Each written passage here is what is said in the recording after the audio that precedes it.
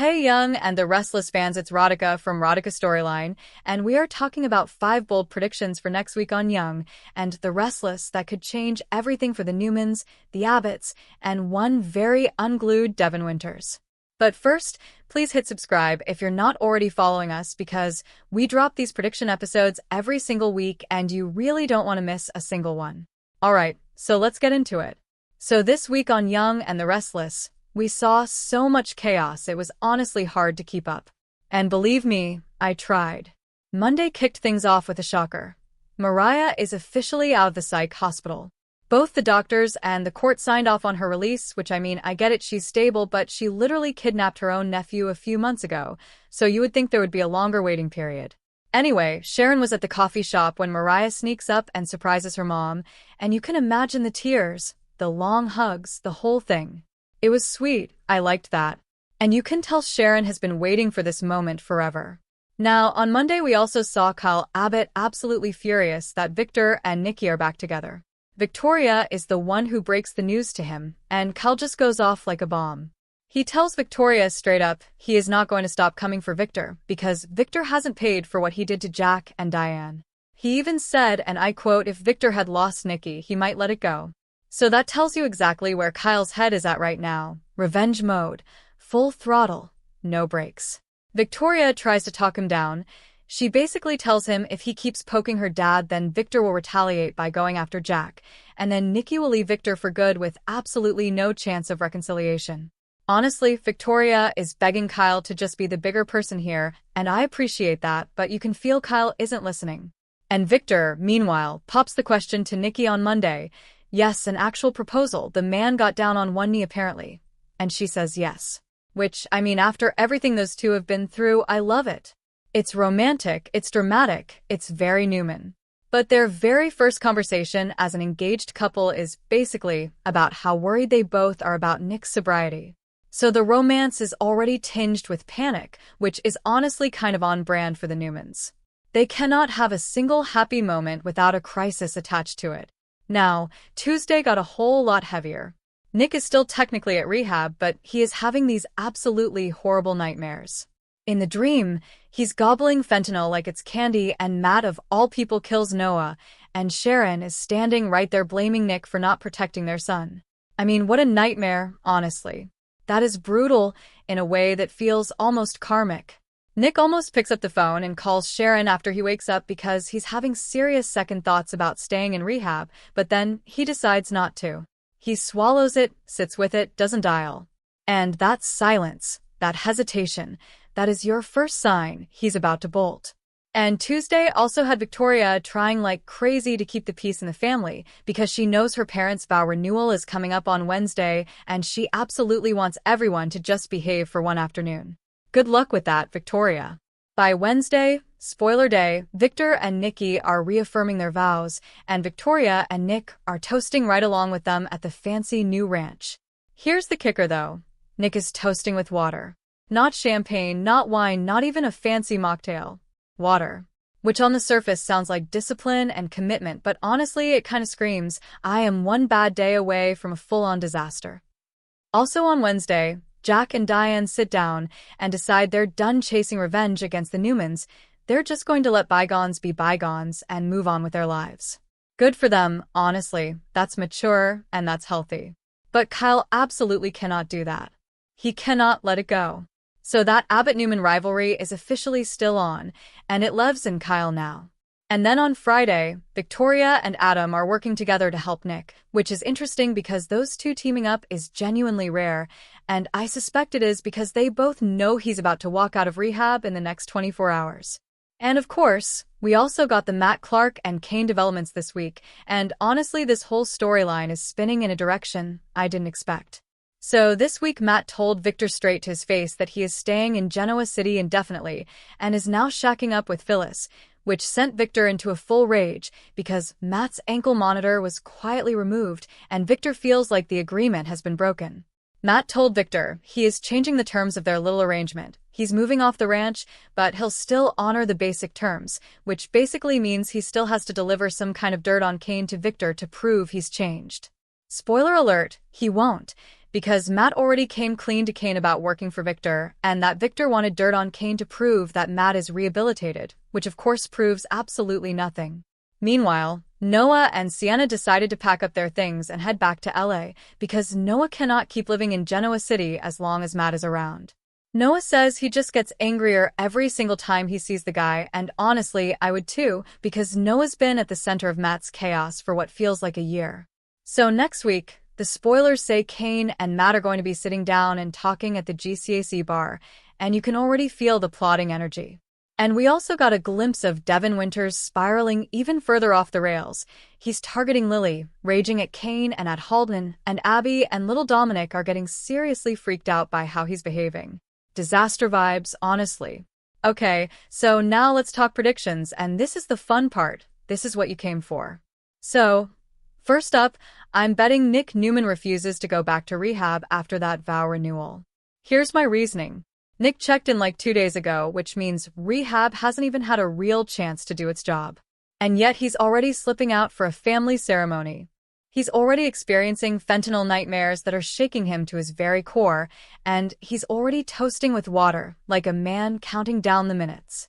That is not a man who is committed to getting sober. That is a man who is white-knuckling it, and white-knuckling only lasts so long. My guess is, after watching his parents renew their vows, after seeing Sharon again, after sitting through all that emotion and all that champagne being poured around him, Nick is going to break down and decide he doesn't need the facility anymore.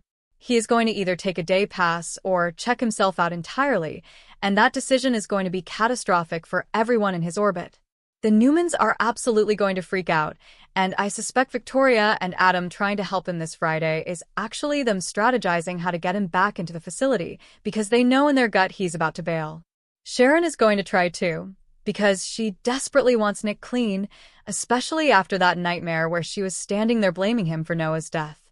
I'm betting the Newmans pull out all the stops, probably some kind of formal intervention, to drag him back to rehab before he relapses for real in front of God and everybody.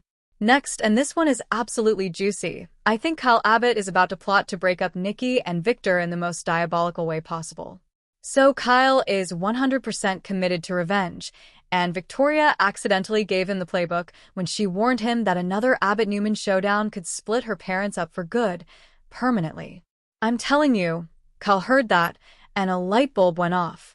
His thinking is going to be, Victor targeted Jack's marriage by going after Jack directly, which is what started this whole second war in the first place. So the best revenge isn't to hit Victor directly. It's to hit Nikki. Specifically, Kyle is going to manufacture evidence that makes it look like Victor is going after Jack again, because remember, Victor just told Nikki he knows he has to accept her friendship with Jack. So Nikki thinks Victor is finally backing off. But if Kyle can plant some kind of paper trail, some kind of suspicious incident that makes it look like Victor is targeting Jack once more, Nikki is going to go full nuclear. And Victor will deny it, of course, because he always denies everything. But Nikki won't believe him. And that, my friends, is how you destroy a Newman marriage, by making the bride feel like the vow she just renewed was already a lie. I could see this working. It's sneaky, it's underhanded, and it's exactly Kyle's energy right now. Another possibility, and this one comes straight out of that GCAC bar spoiler scene, I think Matt Clark and Kane are absolutely plotting against Victor together behind the scenes. Here's the setup. Matt already confessed to Kane that he's been working for Victor, and that Victor wanted dirt on Kane to prove he's changed, which is absurd on its face because stalking a man's family doesn't prove rehabilitation. Kane being Kane, he didn't blow a gasket. Instead, I think he's going to decide that if Victor wants a game, he can have one. So, at that GCAC bar meeting next week, I'm betting Matt proposes to Kane that they fool Victor somehow, either by feeding him completely fake dirt, feeding him useless dirt that's technically true but strategically meaningless, or just stringing him along. And I think Kane is going to agree because, honestly, what does he have to lose? Matt gets to stay in town with Phyllis, Kane gets Victor off his back, and they both get the satisfaction of turning the predator into the prey. And I wonder if this whole little arrangement will eventually blow up in Matt's face when Victor figures it out, but that's a future problem. Now, last but not least, I think Devon is going to spiral even harder this week, and Mariah is going to be the one who pulls him back from the brink. So Devon's anger issues are largely caused by Mariah kidnapping Dom. He feels like he failed Abby, he feels like he failed his son, and at this point, he's just burning bridges with anyone who gets close. He's targeting Lily. He's raging at Kane, he's raging at Halden, and Abby and Dominic are honestly freaked out by how he's behaving at home. And here's where Mariah comes in. She's fresh out of the psych hospital, she's carrying her own enormous load of guilt, and she knows exactly what it's like to be the family loose end.